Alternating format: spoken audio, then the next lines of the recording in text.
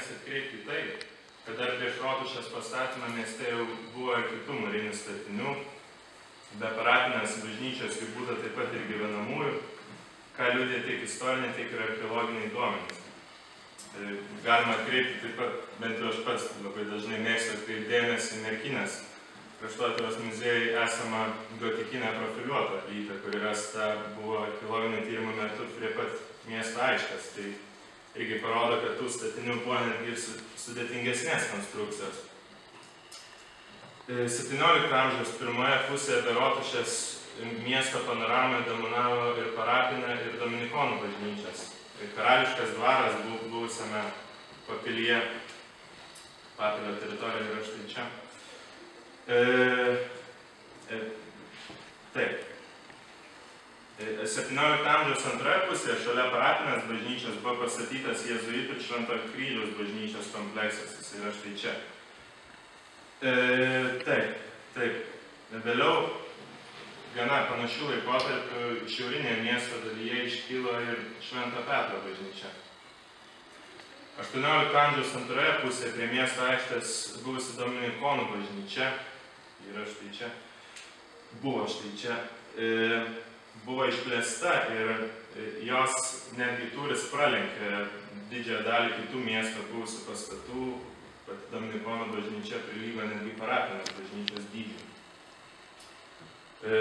Tuo metu mieste stovėjo kitų mūrinių gyvenamųjų pastatų, 18 amžiuje minimi ir dviaukštės karčiamos. Merkinės bendrą to meto būklę gana įdomiai iliustruoja šveicarų keliautojo Jono Bernulio žodžiai, jog mieste tuomet netrūko didelių pastatų, stovėjo bažnyčios, nauji rūmai, taip pat jis paminė, jog mieste buvęs medinis tiltas su skulptūromis ir suoliukas. Tai irgi yra gana įdomus akcentas. Ir kad bendra tokia ir ekonominė būklė, nors ir miestas jau buvo pradėjęs silpti, bet gana įdomiai atspindi ir toks teiginys, kad jis įgavo tikrai geros kavos. Taip, čia matomas pats parapinės bažnyčios vaizdas, nors jisai buvo ir keistas, tiek frontonas, tiek ir kitos detalės. Ką dar pavyko, su kuo pavyko padirbėti, tai su Vladislavo Vazos 4 mirties vieta, tai karalių rūmų liekanos, kurios kadaise stovėjo prie miesto aikštės, jos gana pakankamai stipriai buvo rekonstruotas 20 amžiaus pradžioje. Taigi, galima taip manyti, jog tuo metu mieste Rotušė nebuvo vienintelis dominuojantis objektas, tačiau jo urbanistinis svoris ėmė augti 19 amžiuje, naikinant senąjį miesto užstatymą, naikinant vienuolynus ir pamažu paprasčiausiai nykstant miestų. Taip, istoriniai duomenys nenurodo tikslios Rotušės pastatymo datos. Atsparos taškas yra 1569 metai, Magdeburgo teisės suteikimo data. O pirmasis pastato paminėjimas 1595 metais, tačiau visai kito statinio kontekste. Tad minimas pastatas jau buvo pastatytas ko gero anksčiau nei ši pirma paminėjimo data. Rotušės statybos galėtų būti susijęs su miesto teisinės bazės įtvirtinimu, kuomet buvo nustatytos miesto žemių ribos. Šie darbai buvo atlikti, kaip minimos, dvi datos – 1575 metais arba 1579. Miesto žemių ribas paženklinus mūriniais stambaus tūrio riboženkliais. Vienas jų yra pilnai išlikęs savo tūriu į šiaurę nuo miesto centro.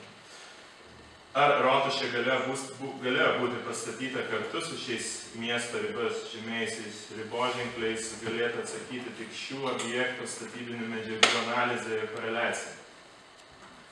Taigi, iki pat 17 amžiaus pabaigoje, kokie yra žinomi istoriniai šaltiniai, duomenys apie Rotušę yra fragmentiški. Vertėtų paminėti tai, jog dažnai miesto aktų dokumentuose lygiagrečiai vartotas kalėjimo ir pošto sąvokos. Prie Rotušės galėjo stovėti taip pat ir kiti statiniai, kurie galėjo sudaryti ir uždarą kiemą. Tai galima spėti dėl viename iš miesto aktų paminėjimo apie Rotušės vartus ir joje laikytą arklį. ar tokių teiginių iš kitų dokumentų apie prie Rotušės stovėjusius užeigos namus. Per 1655 metų, 1655-1660 metų, sakykime, tą tvano laikotarpį, karas su Maskva ir Švedija miestas stipriai nukentėjo, tačiau Rotušė nebuvo sunaikinta, kadangi šaltiniuose nurodoma, kad magistratas po karo rinkosi tik apgriautą pastatą. Su pokario metu vykdytais Rotušės remonto darbais galima būtų susijęti 1670 metais Jovano de la Marso nulietą iki šių dienų išlikusi Rotušės laikrodžio varpą. Jau minėtame 1697 metų Merkinės seniūnijos inventoriuje apie Rotušę pirmą kartą pateikiama detalesnė informacija. Pastatas aprašytas kaip dviaukštis su bokštu, dengtu skarda ir balkonu. Pastato antrame aukšte buvo 2 patalpos ir prieškambaris. Svarbu tai, kad šie duomenys apie būtent pastato antrąjį aukštą sutampa su XIX amžiaus turima medžiaga. Tačiau tuomet į pastatą antrąjį aukštą buvo patenkama laiptais iš lauko. Ta galima teikti iš inventoriuje nurodomo laipto prašymą, jog laiptai buvo nedengti, tai yra be stogelio. Vertėtų paminėti, jog miesto aktų dokumentuose nurodyta, jog prie Rotušės aikštėje 18 amžiaus pirmoje pusėje stovėjo ir mūrinių krautuvėlių pastatų. Realiai 18 amžiaus pabaigos yra vienas miesto planas, kuriame parodytas netgi miesto aikštėje buvęs užstatymas. Į šiaurę nuo Rotušės aiškiai pažymėta užstatyta teritorija. Taigi, taip. Vėliau Rotušė 18 amžiaus pabaigoje ir 19 amžiaus pradžioje nuniokojo gaisrai. Nors Merkinė po valstybės žlugimo prarado miesto teisės, tačiau pastatas buvo tvarkomas. 1854 metais dvaro inventoriuje pateiktame Rotušės aprašyme duomenys pilnai sutampa su minėtais 1868 metais sudarytais pastato brėžiniais ir iš dalies juos papildo, kadangi aprašyme nurodyti ir statinio perdangas buvo skliautuotas. Pastatas buvo nugriautas 1887 metų gale dėl carinės valdžios poreikio statyti šioje vietoje cerkvę. Mano nuomonė, tas Rotušės griovimas buvo greičiau pagrįstas gal ne tiek, kiek tos realiai politinės situacijos, tiek, kad buvo iš pradžių numatyta Rotušė rekonstruoti cerkvę, bet ko gero tai pasirodė per brangu. Ir tiesiog buvo paprasčiau pastatyti paprastą, šiek tiek mažesnę cerkvę ir pritaikytą tiesiogiai. Tai, kad pavyko aptikti cerkvės statybų techninę aprašymą, kuriame aprašomi Rotušės griovimo darbai. Archeologiniu požiūriu blogiausia, jog ką patvirtino geofizinio radaro tyrimai, cerkvės statybos techninėme aprašyme nurodyta, jog Rotušės pamatai buvo pilnai išardyti. Svarbu ir tai, kad tame pačiame techninėme aprašyme rašoma, kad prie Rotušės buvusių pamatų ir yra statoma nauja cerkvė. Galima manyti, kad Rotušė tuo metu jau buvo ardoma ir tuo pačiu pradėti jau cerkvės statybos darbai. Taigi, pakalbėkime apie ikonografinius duomenis. Dėl archeologinių duomenų trūkumo ikonografiniai šaltiniai tampa vieni pagrindinis siekiant rekonstruoti Rotušės vaizdinį. Vienintelis, kuris yra tarp tų publikuotų ikonografinių šaltinių, tai yra minėtas Algimanto Miškinio skelbtas 18 amžiaus pradžios piešinys. Šiame piešinyje vaizduojama barokinės struktūros Rotušė, kuri iš esmės visiškai netitinka žinomų tiek istorinių, tiek ir kitų ikonografinių duomenų. Tuo labiau dokumente, ant kurio yra nupieštas šis statinio vaizdas, nėra jame pačiame jokios informacijos, kad yra būtent Merkinės Rotušė. Taip.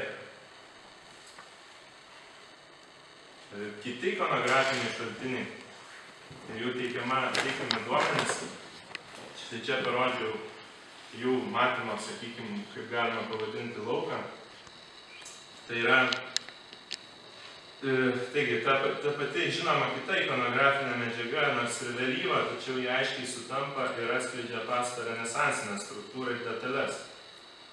Vienas esminių bruožų yra biforinių arkų motyvas, pasikartojantis beveik virš kiekvieno įėjimo į pastatą krautuvėles pirmajame aukšte. Taip pat toks motyvas figūruoja Rotušės bokšte. Štai, tas piešinys iš Krokuvos Jogailaičių bibliotekos, būtent štai yra tas biforinių arkų motyvas, kuris taip pat pasikartoja ir Napoleono ordos piešinyje. Štai visur virš įėjimų į krautuvėles. Konkrečiai renesansui, tik renesansui, galbūt dar prieš tai gotikai, bet čia realiai jau su šito būtų galim susieti renesanso architektūrai būdingas bruožas. Taigi, paminėtina tai, kad pastato brėžiniuose šie elementai nėra pavaizduoti. Tačiau tiek 1852 metų nežinomo autoriaus piešinė, tiek ir Napoleono ordos darbe šie motyvai aiškiai pastebimi, kaip jau ir minėjau.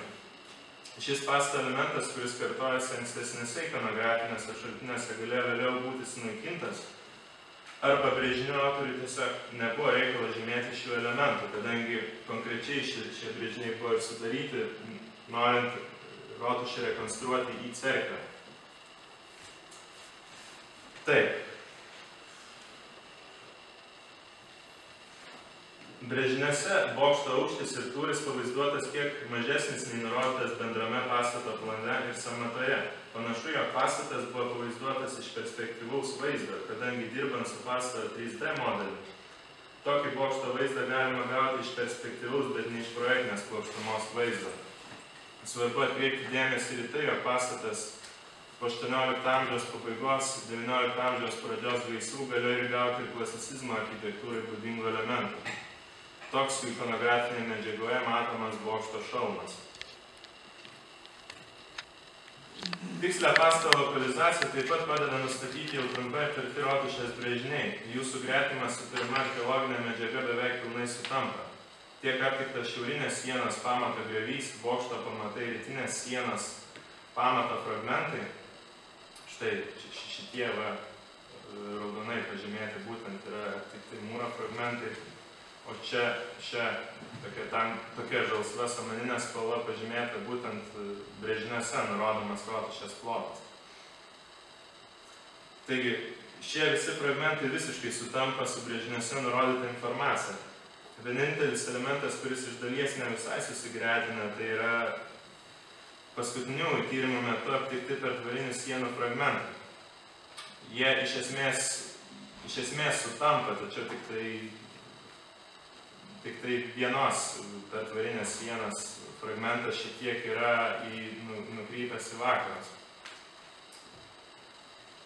Taigi, šių tyrimų metu nepavyko aptikti pietinės Rotušės sienų fragmentų, kadangi šioje vietoje senasis reljefas buvo pilnai sunaikinus, nugriovus Rotušę, vykdant cerkvės šventoriaus tvoros mūrimo darbus.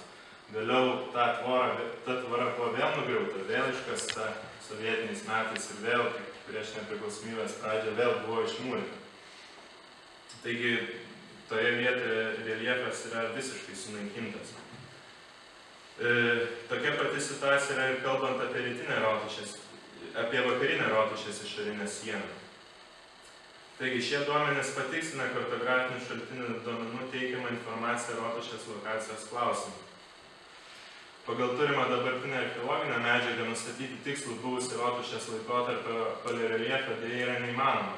Kaip ir jau buvo minėta, didžioji dalis kultūrinių sluoksnių buvo sunaikinta, griaunant Rotušę ir vykdant žemės lyginimo darbus. Galima teigti tik tai, jog Rotušės pirmo aukšto lygmuo turėjo būti bent iki 1 metrą aukštesnis nei dabartinis žemės paviršius, dėl žinomų Rotušės pamatų gylio išsidėstymų. Ta pati rodo ir ikonografinė medžiaga. Rotušė aiškiai pastebima buvusi ant nedidelės kalvos. Kalbant apie Rotušės statybinės medžiagas, tyrimo metu buvo aptiktos pagrindinės dviejų rūšių plytos, datuotas atitinkamai 16 amžiaus pabaiga ir 17 amžiaus pirmąja pusė. Deja, ne visas plytos liko datuotos, kurios buvo panaudotos ir cerkvės statybai. Ko nepaminėjau, būtent cerkvės didžioji dalis, beveik 2/3 yra statybai panaudota būtent senosios Rotušės plytos. Apie stogo dangą iki 17 amžiaus vidurio žinių teikia tik archeologinių tyrimų aptiktas vienas vienuolės čerpės fragmentas. Vėlesniu laikotarpiu iš istorinių žinių žinoma, jog pastatas buvo dengtas gontais. Tyrimą aptikti 17 amžiaus pradžios vizualios glazūros koklių fragmentai patvirtina istorinėse šaltiniuose minimą Rotušės krosnės aprašymą. Taigi reikalingi ir tolimesni archeologiniai architektūriniai tyrimai, kurie tiksliau apibūdintų Rotušės raidą, tačiau dabartiniai duomenys leidžia teigti, jog Rotušės statybos pagrindiniai etapai galėjo vykti 16 amžiaus pabaigoje arba 17 amžiaus pirmoje pusėje. Jog pastato struktūra galėjo keistis, Rotušės, tai gali rodyti Rotušės bokšto Rusyje aptikta švieslangio tipo ertmė. Štai čia yra. Kuri pagal bendrą žinomą pastato išplanavimą galėjo išeiti tik į vidinę pastato dalį, kaip matote. Štai čia tai švieslangio tipo erdvė ir jinai eina realiai į vidų, pastato vidų. Įmanoma, jog pietinė pastato dalis galėjo būti pastatyta vėliau nei pats bokštas ar jo apatinė dalis. Pagal pietinę Rotušės dalies architektūrinę išraišką, kuri matoma ikonografinėje medžiagoje, pietinė pastato, tai yra vakarinė pastato dalis, galėjo būti pastatyta ne vėliau nei 17 amžiaus pirma pusė. Apibendrinant šio darbo rezultatus, galime teigti, jog pastatas pagrindinį savo tūrį gavo ne vėliau nei 17 amžiaus pirmoji pusė. Tai buvo stačiakampio plano pastatas susimetriškai šiaurinėme pastato fasade išsidėsčiusiu bokštu. Pirmajame pastato aukšte buvo patalpos krautuvėlėms, į kurių kiekvieną buvo patenkama atskirai. Antrajame pastato aukšte buvo vaiter burmistro kambariai ir prieškambaris. Pats Rotušės bokštas buvo suskaidytas į skirtingų aukščio tarpsnius, kurie ikonografinė medžiaga nurodomi 3 arba 4. Pati bokšto struktūra artima renesanso statybos tradicijomis. Magdeburginio miesto epochoje bokšte buvo balkonas ir laikrodis, taip pat varpas. Rotušės statinio ilgis buvo 24 metrai, plotis apie, kaip nurodoma brėžiniuose, buvo apie 9 metrus 15 cm. Aukštis iki stogo, bet cokolio apie 8 metrus, o statinio bokšto aukštis siekia 18,5 metrų. Taip, baigiant šį pristatymą, viliuosi, kad šis nuveiktas darbas nėra pabaiga. Rotušės tyrimams didžiulę intenciją suteikti tolimesni tyrimai Rotušės ir aikštės plotą. Belieka tikėtis, jog be archeologinių tyrimų teikiamos medžiagos daugės ir istorinės ikonografinės informacijos. Taip pat atskiras tyrimas susijęs konkrečiai su Merkinės Rotuše reikalingas ir iš istorinės teisinės istorijos pusės, tyriant magistrato instituciją Merkinėje, tai yra senajame Lietuvos Magdeburginės mieste. Taigi, ačiū.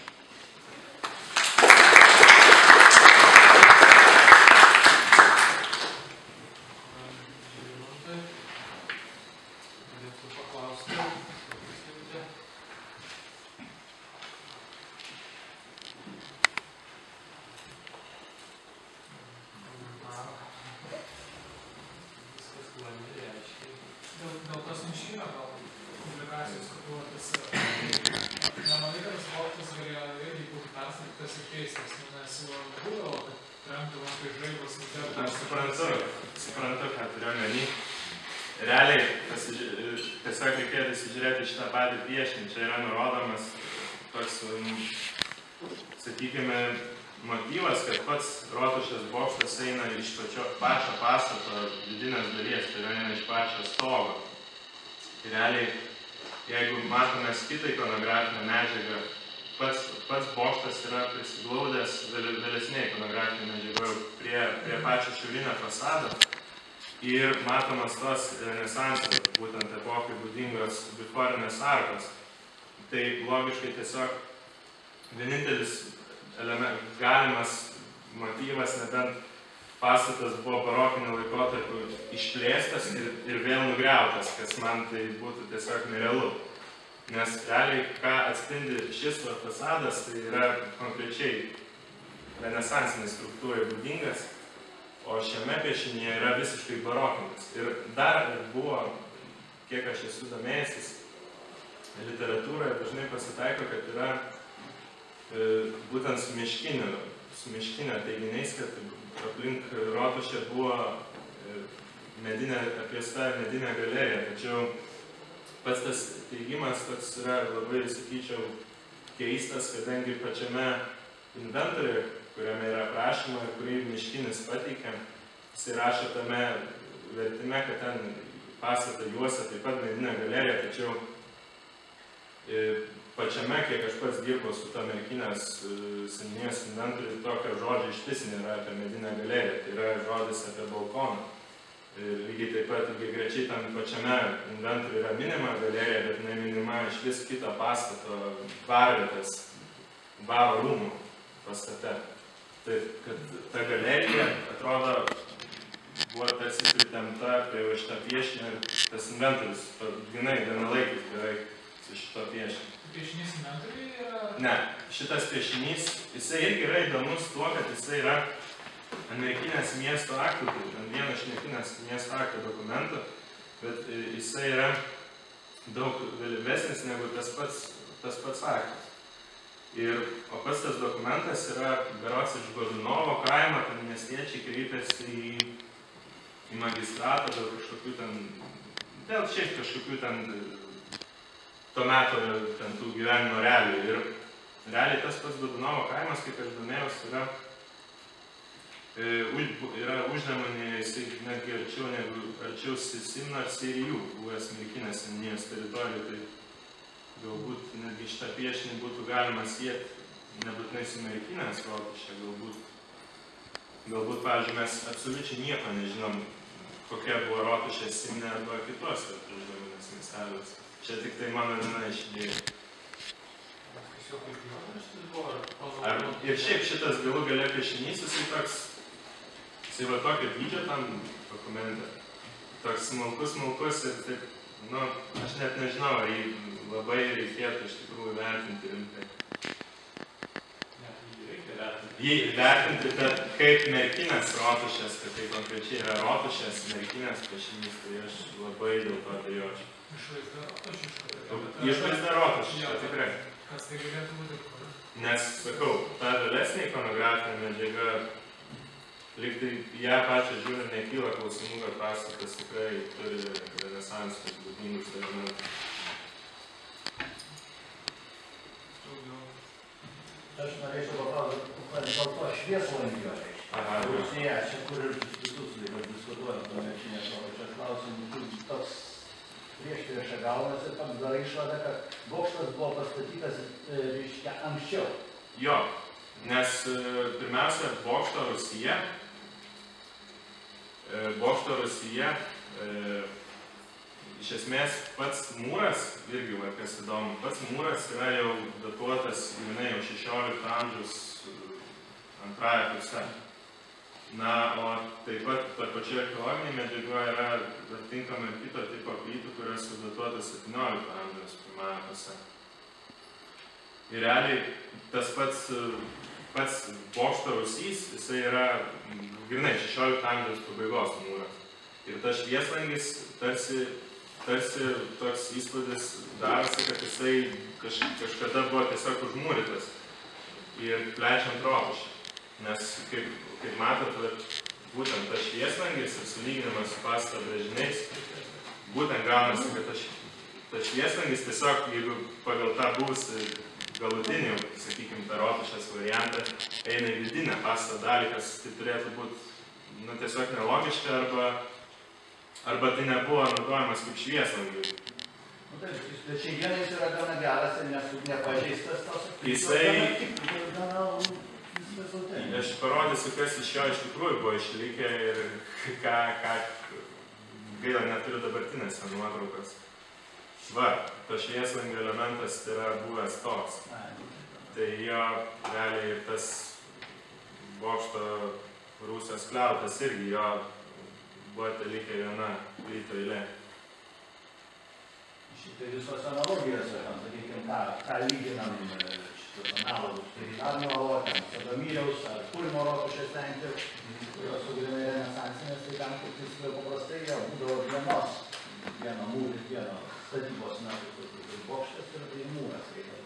Nes pusė bokšto visada yra įėjęs į fondo. Aš turiu omeny, kad pats pastatas, jisai plečia, jisai galėjo plėstis, kas yra miestui normalu, kaip ten palyginus yra Kauno rotušė ir taip toliau. Tai mano nuomonė, kad bokštas, jeigu tikrai vien imant šitą atsparos tašką kaip šviesvangį, kuris dar yra klausimas, ar iš tiesų panaudotas kaip šviesvangis. Tai jeigu iš tiesų tai buvo šviesvangis, tai bokštas galėjo būti pastatytas 16 amžiaus pabaigoje, o pati ta vakarinė pastato dalis galėjo būti pristatyta 17 amžiaus jau pirmoji pusė. Bet čia tik tai hipotezė, tikrai negali teigti, kad tai buvo.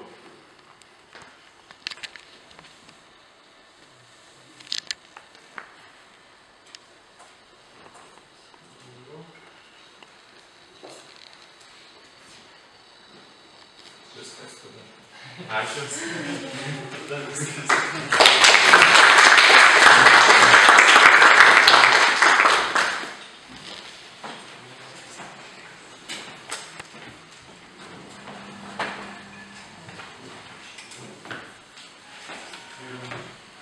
Galimybė tartis, dalytis mintim, labai pasisekė. Šiandien pranešimai vienas savaime įdomus, svarbus reikšmingi. Norėtumėt kas nors bendrų vertinimų, šių temų, tyrimų dalykų.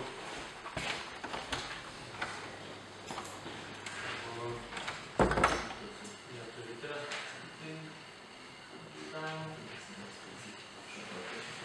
Aš gal kaip kelis metus organizuojantis renginį ir noriu pasidžiaugti, kiekvienais metais daugėja vis dalyvių ir tuose leidinukuose, kaip matėte, yra pateiktas sąrašas kiekvienais metais, šiais metais apgintų ir kitais metais, bet taip pat pateiktas sąrašas apgintų darbų ir džiaugiuosi, kad vis, bent jau man atrodo, kad lygis konferencijos aukštėja vis kiekvienais metais ir daugiau ir vyresniųjų kolegų dėmesio sulaukia ir